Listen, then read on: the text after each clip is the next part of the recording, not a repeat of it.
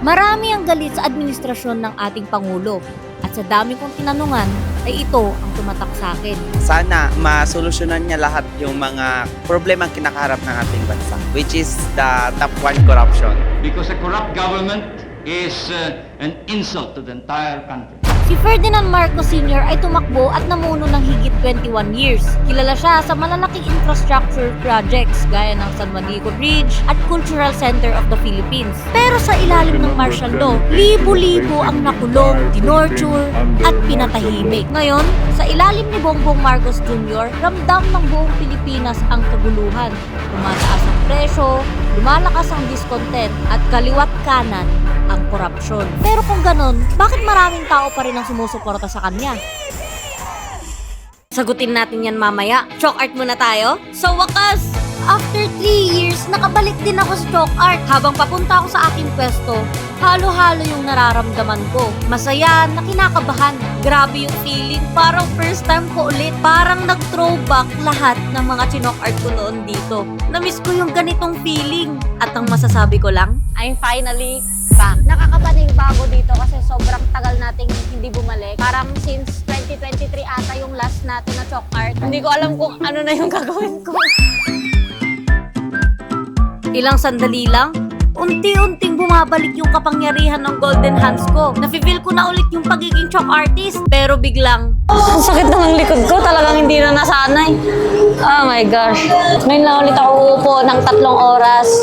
And hindi ko na training sa bahay. Dapat pala nag-training ako. Nagpatuloy lang ako sa ginagawa at patuloy ko pa rin kinakapa yung position at technique kasi sobrang sakit talaga ng likod ko. At hindi lang yun habang nag-i-sketch ako, bigla kong naalala, may nakalimutan pala ako. Sige po. Thank you. Color time!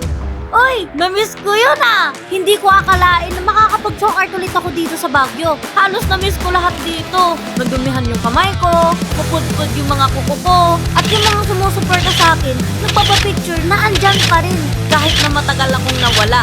Grabe, na-miss ko yung init ng Baguio. Tapos yung nasusunog na yung katawan ko.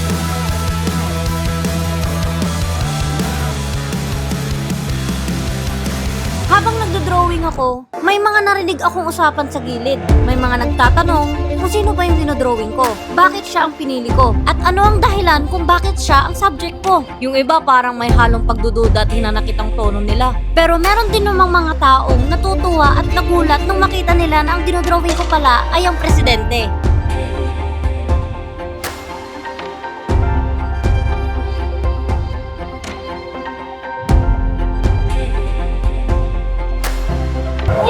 Tapos na. Ngayon, magtatanong naman tayo kung anong masasabi nila para sa ating presidente na si Bongbong Marcos. Disappointed ako kasi 3 years na, wala pa siyang legacy project. Nagpapago sa kanya na Pinawalgas ang pera ng Pilipinas. Papo din siya, maganda siya maging president. Nakakalungkot po at reality lahat tayo magagawa. Di uunlad hanggat siya yung presidente. Sana masolusyonan niya lahat yung mga problema kinakaharap ng ating bansa. One thing is my best father's best friend. My father's best friend.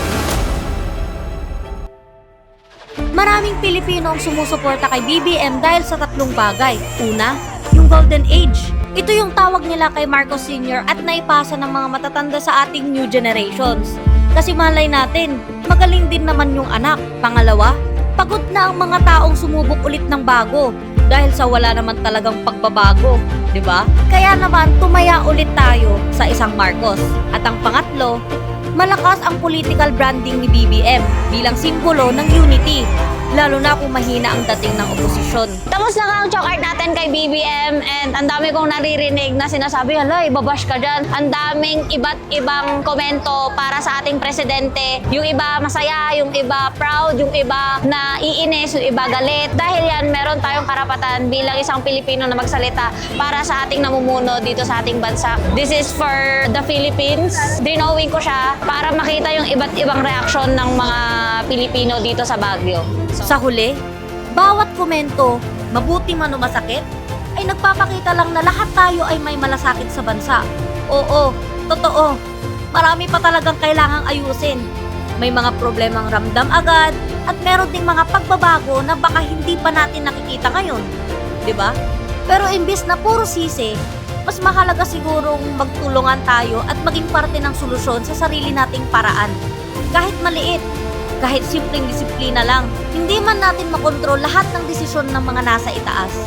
Pero kaya naman nating baguhin ang inaharap sa pamamagitan ng sama-samang pagkilos, pagtutulungan at pananampalataya sa may mas magandang bukas para sa Pilipinas. Sa dulo, ang pagbabago ay hindi lang nakasalalay sa iisa, kundi sa ating lahat.